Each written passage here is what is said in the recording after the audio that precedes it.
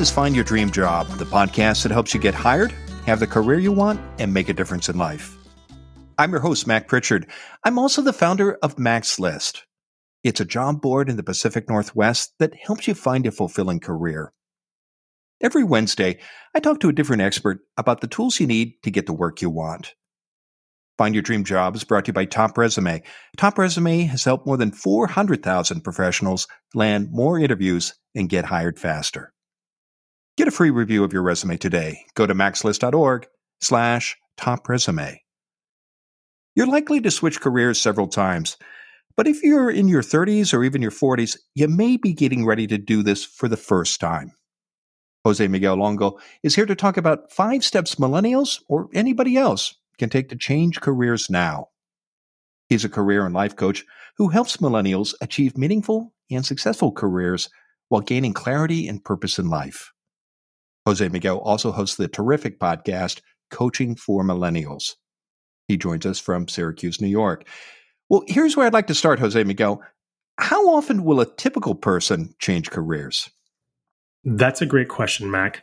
Oftentimes we find that folks who are looking to change careers on an average change in their lifetime 2 to 3 times, which is interesting to see given the gravitas of what we're living through, considering the Great Resignation, considering folks who are potentially looking to move up in their career, but maybe they stay at one job for 2 to 3 years, and then they decide they want to pivot. So pivoting from a job to a new job in the same industry versus actually completely changing, going from, let's say, engineering to then going into nursing. So that 2 to 3 times is more focused on one industry to another. And why do those changes happen? What's going on there? Is it a choice, or is it sometimes forced on someone by circumstances, or a combination? I think people come to the realization that when they are in their work and they're seeing how they're approaching their work, they're doing their job, and then they start to reflect on, am I living my best life? Am I living my truth? Is this job feeding me energy and purpose? When they start to do that self-actualization, kind of checking off the boxes to do that self-reflection piece, they start to think, well, what can I be doing that really is more fulfilling for me? They start to ask themselves deeper questions. And sometimes those questions come based on a conversation with a career coach, a mentor, or someone who might potentially have a community that they're engaged with that may prompt those questions. The person doesn't always come to those questions themselves. And what we see happen most is that given, for example, the pandemic, which has caused so many people to jump from every different type of career path they were initially engaged in to then going into something that was much more fulfilling. We've realized in the last few years, a lot of folks are starting to think more about what matters to them most, as opposed to the things that a job feeds you. For example, a job that provides you with great benefits versus the salary. And then people start to think about, where am I living my best and being able to be in this opportunity that makes them feel more fulfilled in life. Now, everyone, no matter what their generation is, as you said at the start, is likely to change careers several times. Are millennials, Jose Miguel, more likely to switch careers than other generations? I believe given the generation that has the most people in the workforce today, which is millennials currently right now, as Gen Y and baby boomers are starting to transition to either one career to another, or in the case of baby boomers are retiring at this point, the workforce is consumed by millennials. And so given how millennials are viewing what's most important to them, they're looking at their values and they're checking off their values. And they're starting to decide, this isn't fulfilling for me. A great example is how someone will go to school for an education in one field, and then maybe 10, 15 years later, realize that what they went to school for isn't exactly what they want to be doing in their lives. So they start to come to a realization that they need to pivot or have a change that's really more impactful to feel more fulfilled. Do you find you're a career coach and you work with millennials every day in your practice, that millennials are ready to make these career pivots? That's such a great question. It's tricky because it depends on who you're speaking to. Oftentimes, no, which is why they need a coach and they're looking for help and assistance. And it takes typically a cycle of 3 to 6 months to really see the potential and growth in believing and having those uncomfortable conversations that someone might be experiencing in their journey, and being able to assess what they value, what they're interested in, and making the documentation or reflection helps someone come to that conclusion over time of what it takes to get into that space. And that's just one part. Then there's the part of like, how do you take your relevant or transferable skills and apply them to this new industry and this new workforce that you're trying to engage in? How do you open up those opportunities and those doors for networking with folks that are in that space that you want to break into? I want to talk more about those steps that you recommend millennials or anybody else take when making a career pivot. Before we get there, Jose Miguel, I just want to talk a little more about millennials as a generation. When they are switching careers, are there any unique challenges that you see them?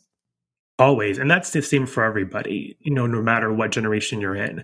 With millennials specifically right now, there's always a stigma that's behind them that they're entitled, or they're digital natives and they think they know everything, or that they're not going to be open to conversations with individuals who are older. And there's always the stigma around that with work. And it's super challenging when you bring so much value to the conversation and people aren't always willing to hear what you have to say, and you have to have a voice to advocate for yourself. And how do you create that space for yourself in a work environment?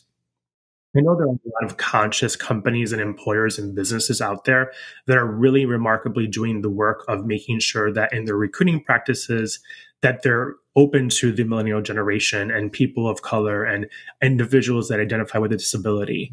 At the same time, it's not just about how do you check the box to do these things? It's also being more inclusive to doing it and taking the action when you're hiring someone. So what I always encourage millennials to do is do their work and do their research in being able to understand, is this organization meeting the values of what I want in an employer? I'm glad you mentioned the stigma that is often sometimes associated with the millennial generation because it's out there and it's good to address it. How do you recommend that millennials address that stigma when they're making a career pivot? Yeah, that's a great question. Oftentimes, I love to ask the questions, how do you feel as a millennial? Do you identify with the ideation of what a millennial represents? Do you feel like it's impacted you in any way in your career and the jobs you've held previously? And then I help the person connect that back to what matters most to them in a job, connecting those values and those interests to what a millennial represents and seeing if that actually checks the box of the stigma that's represented there. We all want to break barriers in our own individual ways. And if you're able to then review that upon yourself and reflect on that, you're now more empowered with understanding and observation of what you can bring to the table in a conversation. Ultimately, in a pre-screening or in an interview, you'll get a sense from the recruiter or the person that's the hiring manager of what the culture is like. Of course, always do your homework when you're trying to determine what is the best thing for you and when it comes to a company, but that observation will happen very quickly. Well, let's walk through the 5 steps that you recommend millennials or really anybody else take now to change careers. The first recommendation you have, Jose Miguel, is to know your skills and interests. How can this help you change your career?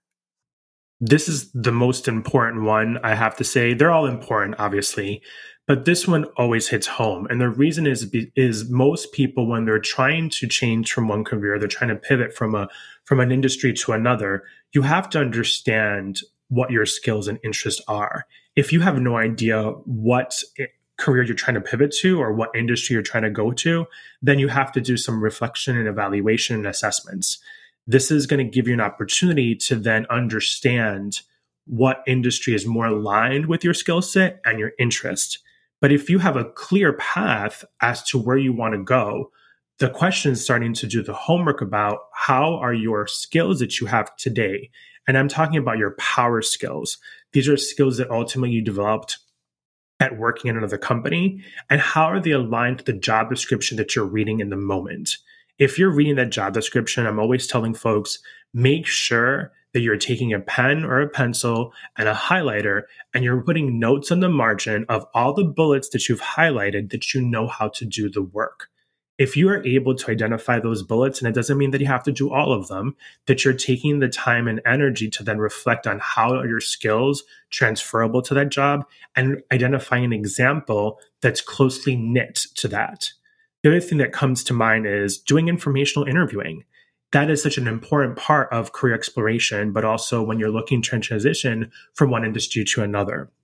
It gives you the ability to connect your skills, your values, and your experiences at a better way to know if this is going to be a good fit and change for you.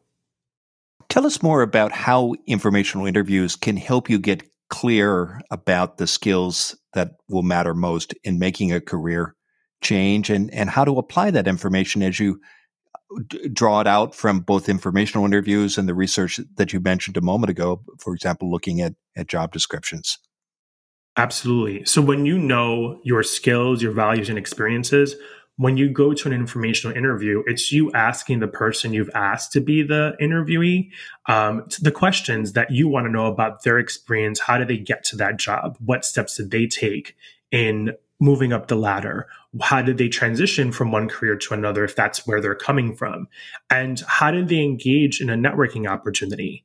Ultimately, an informational interview is high impact. And when I say high impact is that what you're going to get out of that is an opportunity for you to then have more information to help your decision making and help your reflection process as to, am I in the right direction?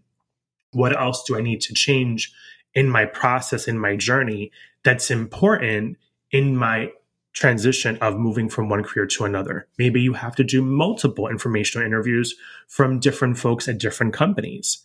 Using your network, and when I mean your network, using the power of the people you know and you have connections with to be able to draw in those folks that are going to help you develop your skill set, understand and clarify where you are, and then moving into the space of like, do I need to apply to a job here? Is there an opportunity for me here to grow in?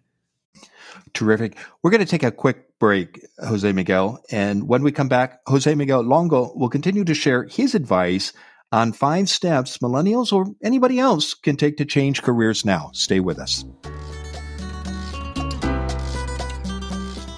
You can't change your career without a resume. Top Resume can help you get yours ready for a pivot.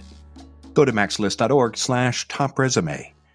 Top Resume will review your resume for free. Go to maxlist.org/topresume. You'll find out how to improve your resume right away, or you can hire Top Resume to do it for you. Go to maxlist.org/topresume. Now, let's get back to the show.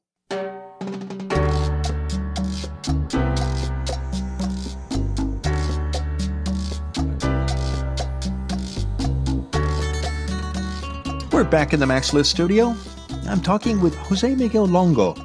He's a career and life coach who helps millennials achieve meaningful and successful careers while gaining clarity and purpose in life. Jose Miguel also hosts the terrific podcast, Coaching for Millennials. He joins us from Syracuse, New York.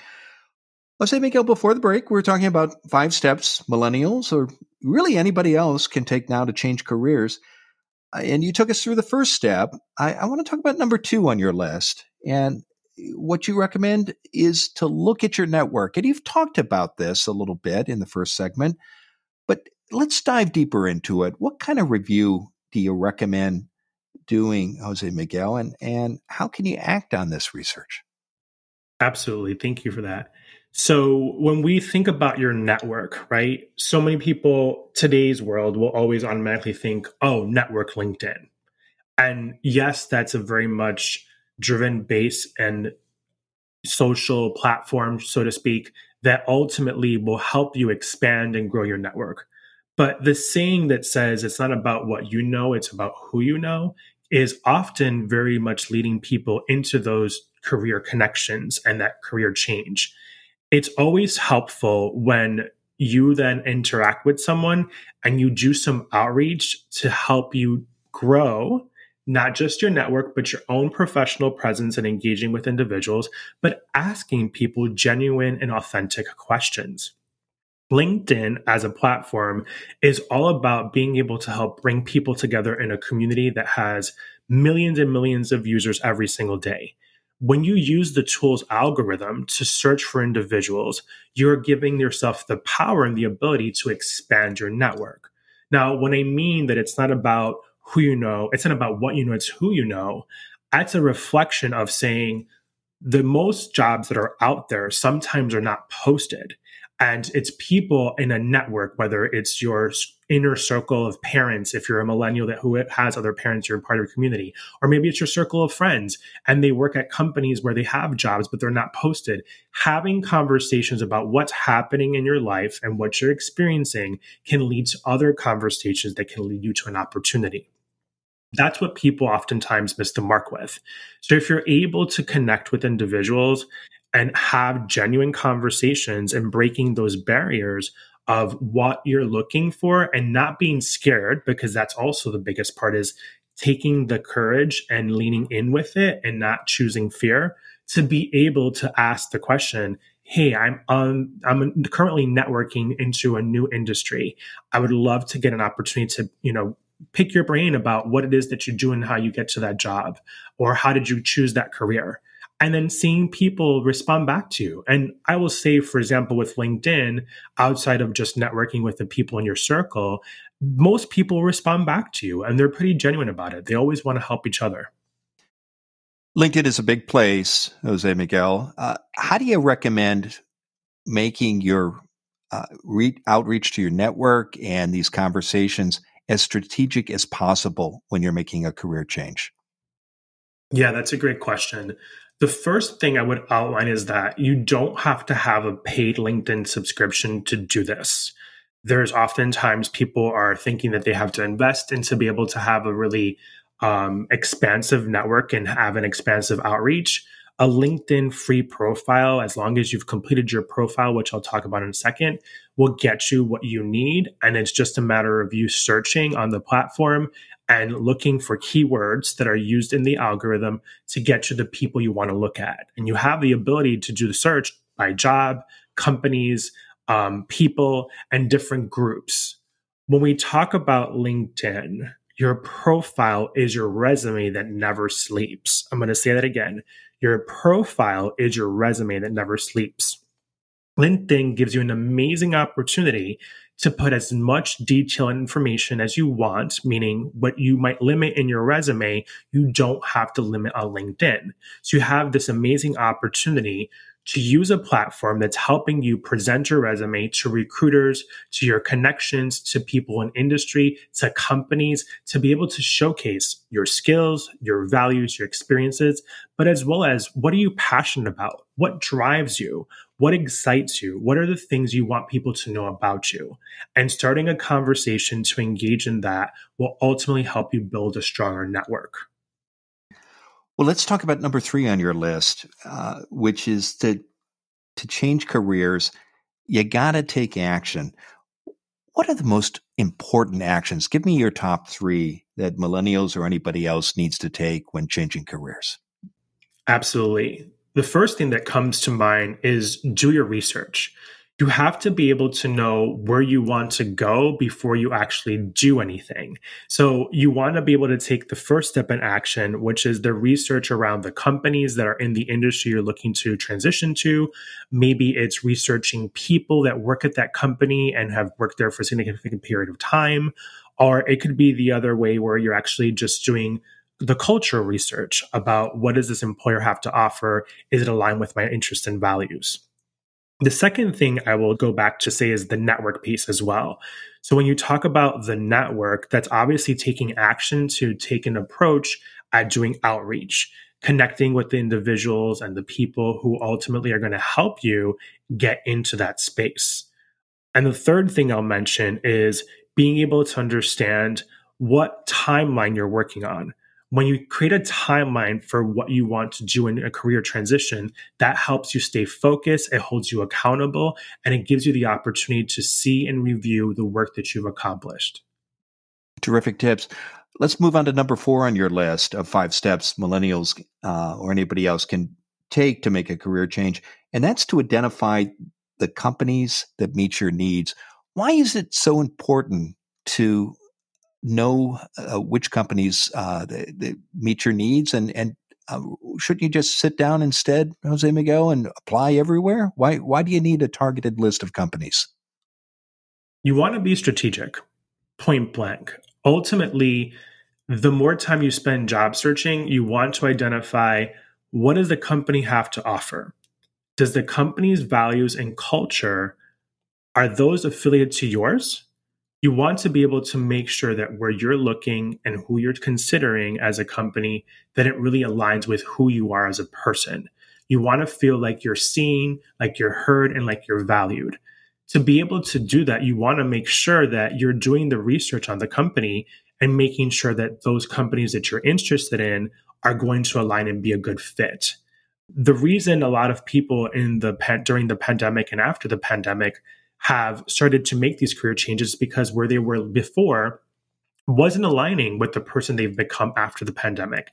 It wasn't aligning with where they saw their career going or the trajectory of their career. They wanted more, and they started to do self-evaluations of what mattered to them most.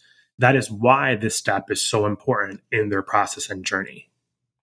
In your experience, do most people in looking for work in general, but especially when making a career change, do they have a list of target companies? It depends on where they are in the process. I would say some people have that exact idea of like, this is where I want to work. This is the company I want to work for. And I think I'd be great at it. And those individuals, that is their goal. There's no changing their mind. They may or may have not done their homework. Maybe it was something that they experienced in life that made them feel such a strong connection to that organization or company. But I would say for the most part, no, not many people know where they want to be. I think there's a distinction between where can I work because I know the industry does that job. For example, obviously hospitals do nursing. And people know hospitals are going to help people get better. It's healthcare, right? But oftentimes people forget that a hospital has an HR team, it has an information technology team, it has a finance department, it has customer service. So all these different types of jobs in this particular employer or industry often are forgotten. And people have like this unique idea or vision that just because it's healthcare, for example, that there isn't other opportunity at that particular type of company or employer. Number 5 on your list of steps that millennials or anyone else can take to make a career change is to prepare for the interview. What kind of preparation matters most? Absolutely. This is the one thing that oftentimes scares people. And the interview is just a conversation. I think if we take the word interview out of it, people might feel a bit more comfortable about going into the conversation. Ultimately, you want to do as much research as possible in understanding what this position represents. I would also suggest that job description we talked about before that you used to apply to the job. You got yourself halfway there. You've applied to the job. Now they're asking you for the interview. Making sure you're reading everything about the company's culture and history and aligning it to your experiences, but also those examples I said to put on the margin of the job description when you're reviewing it, making sure you bring those examples to the table when they come and ask you those questions. They want to get to know you and you want to get to know them. It's all about fit. So you want to bring that information and have notes if you want to, and being prepared for that interview. And obviously a lot of interviews today, given the sense that we're living in a more remote digital environment, are done through Zoom.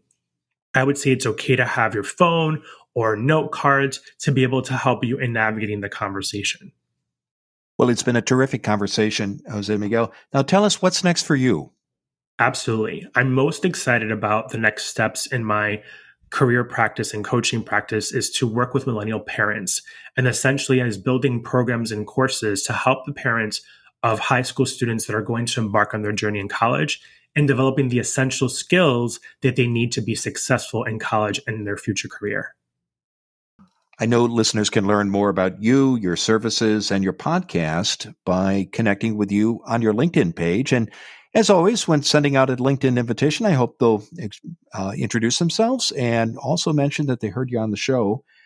Now, Jose Miguel, given all the great advice you've shared today, what's the one thing you want a listener to remember about the 5 steps millennials or anyone else can take to change careers now? I would say don't be afraid to ask for help. There's a lot of people out there that are invested in wanting to help people be successful in their career journey.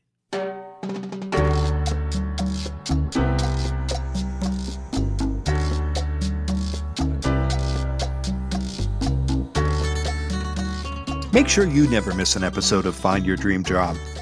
Subscribe to our free podcast newsletter. You'll get information about our guests and transcripts of every show. Go to maxlist.org/newsletters. Again, that's maxlist.org/newsletters. Next week, our guest will be Mike Stroud. He's the Associate Manager for Talent Acquisition at the Tillamook County Creamery Association. You know where you want to land your next job. In fact, you've long hoped to work for one employer alone, but you're not sure how to make this happen. Join us next week when Mike Stroud and I talk about how to get your foot in the door at your dream company. Until next time, thanks for letting us help you find your dream job. This show is produced by Max List. Susan Thornton Hoff schedules our guests and writes our newsletter. Lisa Kislenberry Anderson manages our social media. Our sound engineer is Matt Fiorillo. Ryan Morrison at Podfly Productions edits the show. Dawn Moore creates our transcripts, and our music is by Freddie Trujillo. This is Mac Pritchard. See you next week.